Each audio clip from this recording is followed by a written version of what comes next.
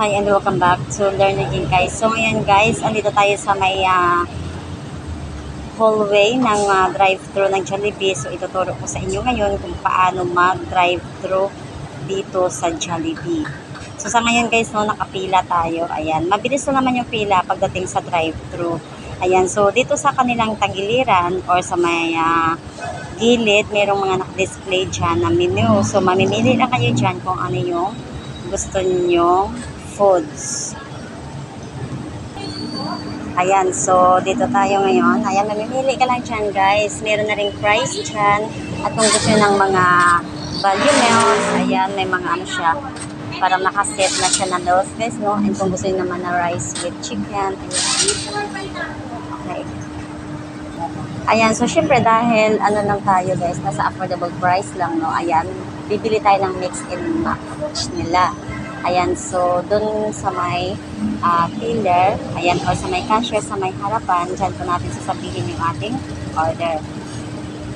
5 regular, 5 years. Ayan, so gumamit tayo guys ng ano no, Jollibee cards or ano, plus card ng Jollibee. So 5 order. Okay. So pagka wala dun sa menu guys, pwede nyo sasabihin dito sa cashier kung ano yung order nyo sa mix and match, no? So just be preferred the menu lang.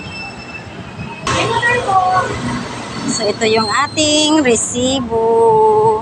Ayan, dito naman sa kabilang booth is for claim your order na. Ayan, so may nakalagay dyan guys na claim your order. Ayan, so sobrang bilis lang nito, hindi kayo mahihirapan.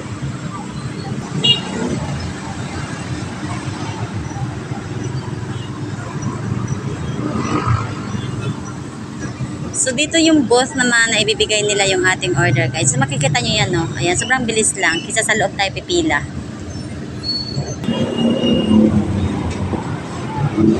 Okay, so ito yung kagandahan dito sa drive-thru guys. Kasi kung pipila tayo sa loob, syempre it takes time pa talaga. Pero kung dito tayo sa drive-thru, medyo mas mabilis at ano.